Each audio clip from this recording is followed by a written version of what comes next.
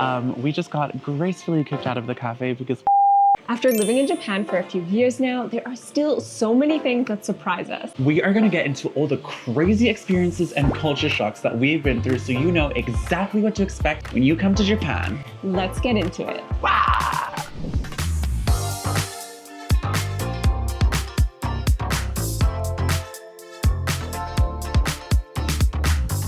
So we broke it into categories. Let's first talk about our train culture shocks because trains in Japan are very different. So Santi, what is your impression of Japanese trains? Is there anything that shocked you when you first came here? Okay, so this is actually probably one of the first culture shock moments I really realized in Japan was that a lot of people just sleep on the trains. When I say like a lot of people, I mean like almost everyone. Like, look, I grew up in London, so like if you see someone sleeping on the train, you would usually wake them up. Yeah, they're gonna get because robbed, right? They're gonna get robbed, they're gonna miss their stop. You just don't wanna be sleeping on a train. It's just not safe. So that was just like so weird to me. And the first time I noticed it, I was just looking around like, wait, am I the only one that's seeing this? I was so surprised. I asked my Japanese teacher about it and she was like, yeah, what do you mean? And I was like, nothing.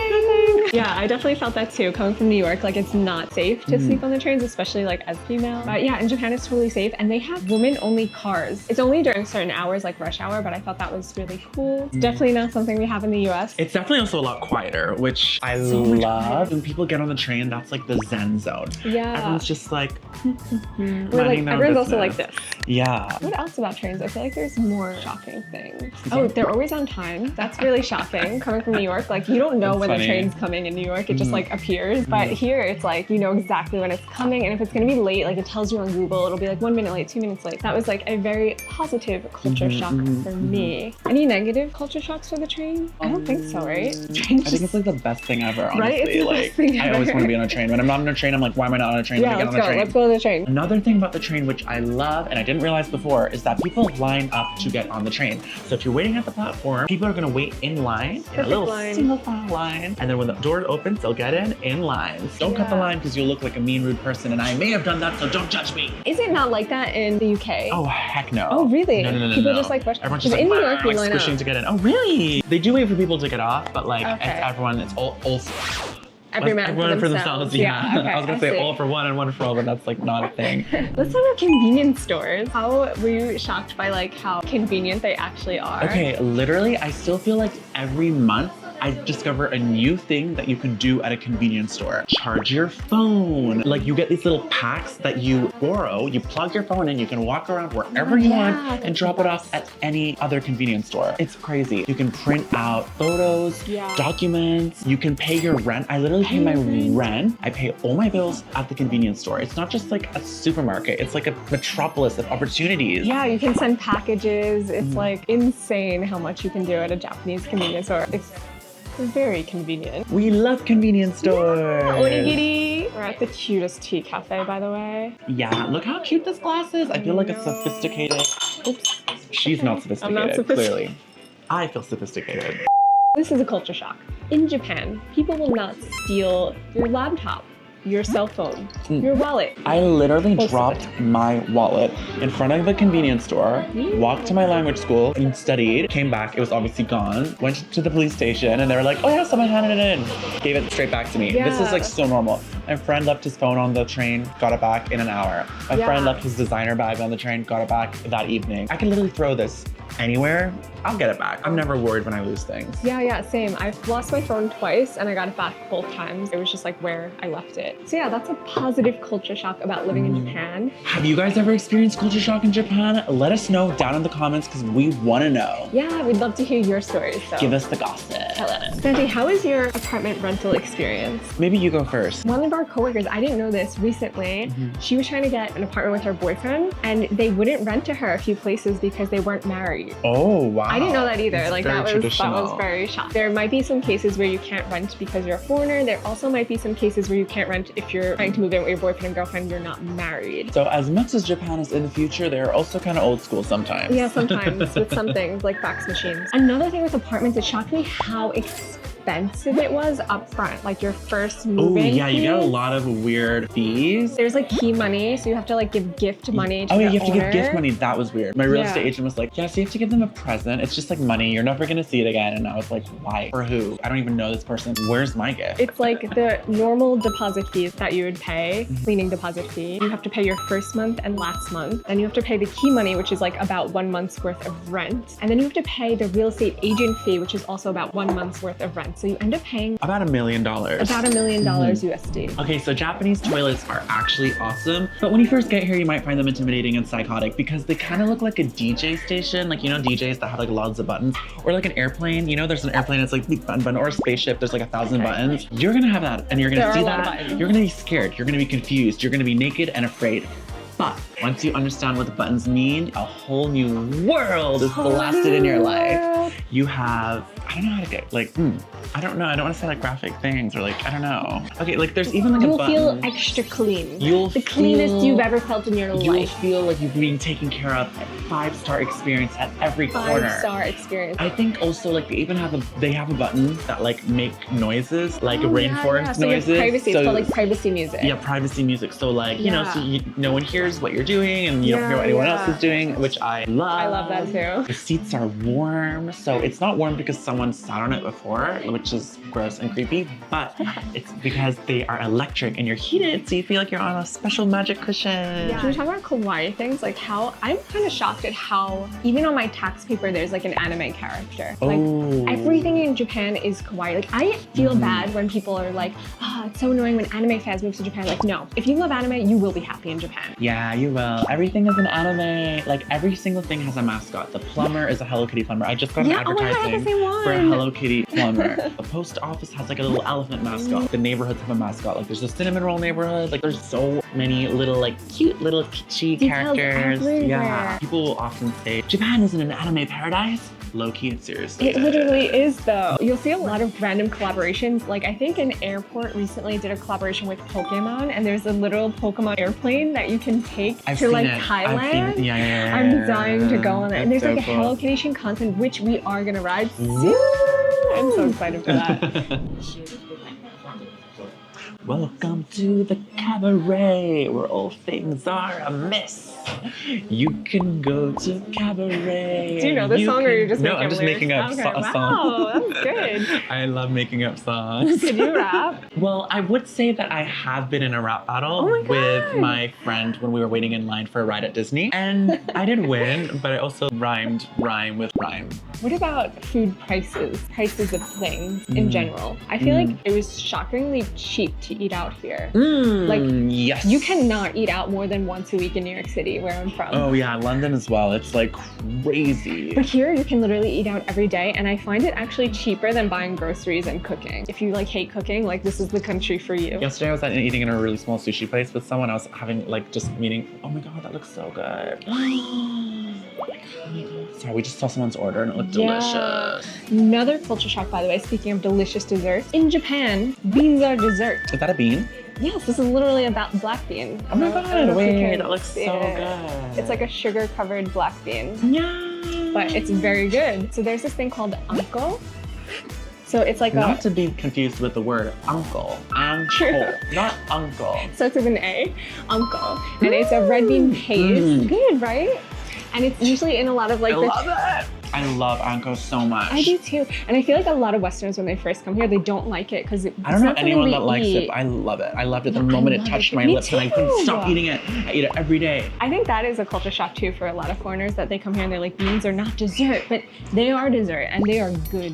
If you're into the Japan food scene, you might want to check out our trip to the Pokemon Cafe, which took us 1 month to book. So make sure to subscribe so you do not miss out on that. Yeah. 時間の方が14時半までとなっておりますので。 Oh, hi. I just remembered, so important. One of my favorite things to do in Japan is go to cafes, but a lot of character cafes or themed cafes have crazy rules. This is probably the one thing in Japan that actually annoys me. Like all of the things that we've mentioned before as like weird things or like culture shocks, none of them Yeah. bother me like really at all, but the cafe rules can be crazy. For example, certain cafes, you arrive, there's a table charge, and there's a limited amount of time that you can be there. Either once the time is up, you gotta get out, or you have to order something else, pay an extra charge or extra order in order to stay there. Yeah. Furthermore, you almost always have to have some sort of reservation or preparation. There's not a lot of room for spontaneity. Every restaurant,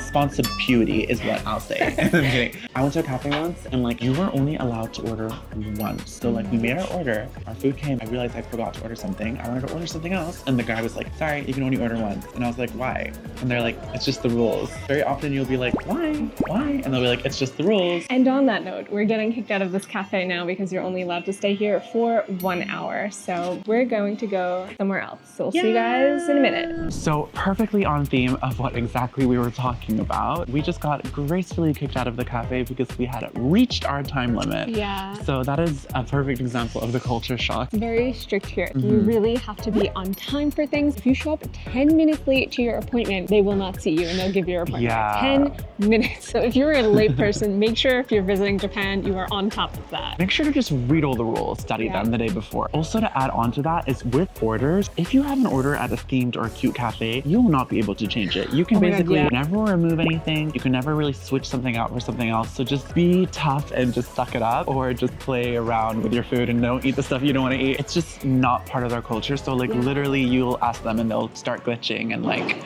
go to the back and usually speak to the manager and come back and be very apologetic about the fact that they can't remove it, but they won't do it. They won't do it. This is another thing that's really weird. There are no trash cans on the street. Like most places in the world, at least in the Western world, they have trash cans on the street where you can throw stuff away. Not here. You have to carry all of your trash and take it home with you. But the good thing is there's literally never any trash on the streets in Tokyo. People are really good about keeping their trash. One hack for you though, don't tell anyone, but if you do want to throw something away and you can't find a place, just go into a convenience store. That's the one place where they will have like trash cans you can use. Again, convenience stores, shockingly convenient, even for trash. We are convenience stores, cult leader. Join us again. So many cults here. Mostly the kawaii cult. That's our umbrella cult. And then we have like little cult kawaii segments. cult, convenience cult. So this is a positive culture shock for me. The vending machines in Japan actually work. Your snack is not going to get stuffed. You are 100% of the time getting what you paid for from the vending machine. Yeah. Also, quite literally, you can get anything you want in a vending machine. And they're everywhere. Yeah, from cotton candy to orange juice freshly squeezed. Yeah, seriously. Literally with real oranges freshly squeezed. Expect the unexpected.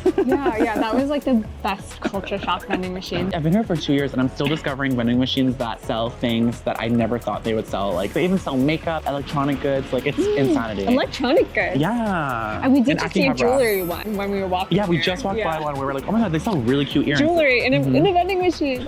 Ooh, okay, this is so funny. This is very important, guys. Very if you important. see a place that has 3 stars, that does not mean the place is bad. No. Like Japanese people are very strict with reviews. I guess just because the standards here are so high because everything is so amazing from the quality of the food to the taste to the experience. So if somewhere is like 3.7 stars, it doesn't mean it's probably bad. good, actually. Yeah, that's like a good rating that's like here. a good one. In New York, if you see like a 3.7 star place, you like don't go in, right? Probably the same in London. Same in London. But in Japan, you can go in and it's gonna be good. So definitely keep that in mind if you're like a Google review obsessed person like I am. Yeah, we both are. So another amazing culture shock that I've had in Japan is things are cheap. Not just a little cheap, like very cheap. I think that back in the day, maybe in like the 80s, Japan was known for being like one of the most expensive places in the world and you could get an apple for $30. That's not the case anymore, especially now the yen is super low, but things are really affordable here from housing to Disneyland. I think Disneyland is like half the price of America. Half the price, and Pearland too. Like, or Hello Kitty Land in Tokyo. It's so cheap. The Fast Pass is literally $5. It's crazy. Since you mentioned the apples, that kind of reminds me of another culture shock, which is that they do have expensive fruit here. So like the present fruit. Yeah, fruit is like jewelry here. It's a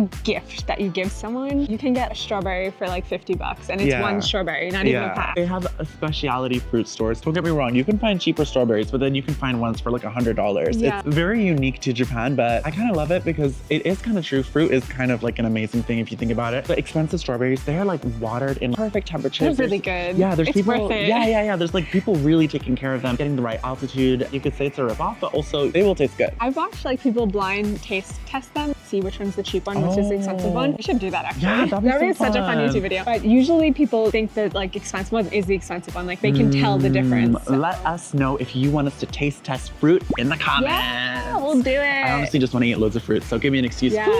Crane games. In Japan are actually good. This is a huge culture shock for me. I don't know if it's the same in the UK, but in the US, crane games are just kind of a ripoff. And they're like, I mean, I don't know. I haven't played a crane game since like the 80s. the 80s, you were not alive. No, but like from what I remember from crane games when I was a kid is I never won. No one ever won. I Like never won either. You just kind of like don't play them. Like that's like the rules. You don't play them because it's a ripoff. But here you actually can win. There's loads of ways where they can help you to win. Like people will help you to win in the store. And the stuff you get is awesome. There's good prizes. There's good prizes and you can win. And it's like a fun experience in the arcade. And I would say the arcades in Japan themselves were a culture shock for me because they're like a fun thing for kids to do. That's like quality. Like the games are so good. You see so many people enjoying them. Oh, and you can get makeovers there. Like they have mirrors, hair straighteners. I mean, not like makeovers, but you can give yourself makeovers. Like they'll have mirrors, hair straighteners, makeup stations where you can do your makeup. It's really like a teen queen's dream. Yeah, definitely check out a game center if you come to Japan. And everyone's really friendly. And if you loved this video, make sure to check out this one here. Which is us answering your burning questions about what it's really like to live as a content creator in Japan. Thanks so much for watching, guys, and we'll see you next time. Bye, stay kawaii. Yeah. And don't feel bad if you have big feet. I don't know.